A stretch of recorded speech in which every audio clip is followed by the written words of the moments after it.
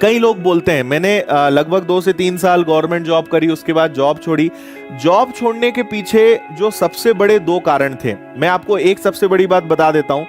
कभी भी मैं कोई भी काम करता हूं, उसमें पैसा कभी मेरी लिस्ट में नहीं होता है कि मुझे ये काम करना है ताकि मैं पैसे कमा सकूं। अगर पैसा ही कमाना होता तो वो आपको अलग ही दिखता। कई लोग बोलते हैं सर जॉब आपने इसलिए छोड़ी शायद कोचिंग में ज्यादा कमाई होगी। कमाई और पैसा कमाना ये देखो पर्सन टू पर्सन डिपेंड करता है। पैसे से ऊपर उठकर भी कई चीजें हैं यार। देखो मुझे कभी कोई ऐसा गाइडेंस, कभी कोई मार्गदर्शन नहीं मिला कि कोई ये बता सके कि ऐसा करोगे तो गवर्नमेंट जॉब मिल जाएगी। खुद से बहुत ठोकरें खाई, बहुत सारा संघर्ष करा, बहुत सारे उतार चढ़ाव देखे और बहुत ही मध्यम वर्गीय परिवार की परिस्थितियों में पले बड़े हैं, तो बहुत सारे सबक जीवन में सीखे।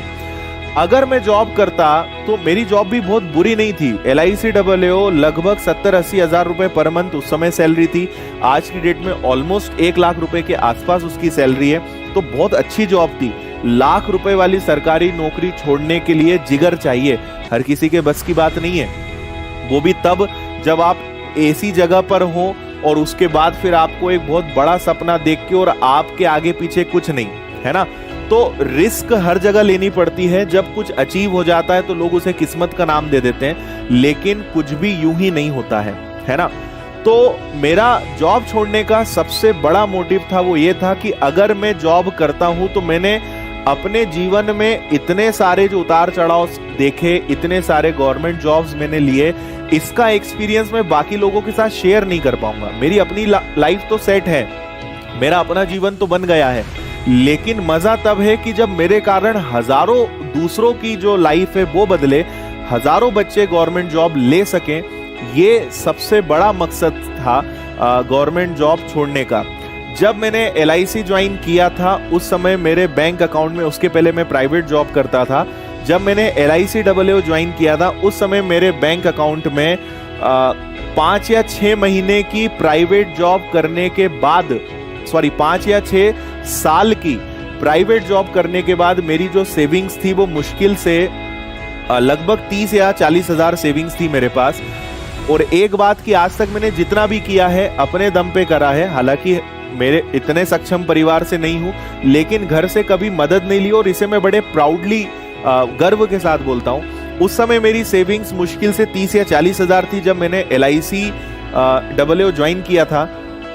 मेरा सपना शुरू से था कि मुझे पढ़ाने को लेकर कुछ करना है, मुझे पढ़ाना है। लेकिन इंदौर जैसे शहर में अगर एक इंस्टीट्यूट ओपन करना है तो 10 से 15 लाख बहुत मामूली बात है, बहुत मामूली बात है। हालांकि मैंने 3-4 साल जॉब करी, जितना ज्यादा से ज्यादा पैसा बचाया जा सकता था, जितना पैसा सेव किया जा सकता था वो मैंने किया।